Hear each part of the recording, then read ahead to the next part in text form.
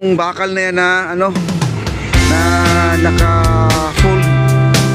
Yun, ang laki ng steel matting na to. Hindi ko lang alam kung anong haba tong steel matting. Parang 20 yata ang haba nito, guys. 20 ang haba, 8 by 20 yata ang haba nito.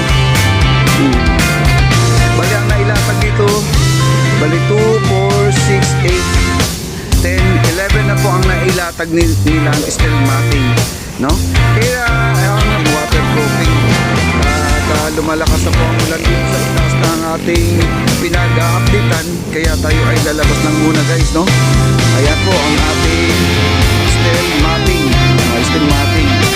kaya nagbumukhang kalawang siya dahil ano lang, kasi maulan-ulan, no?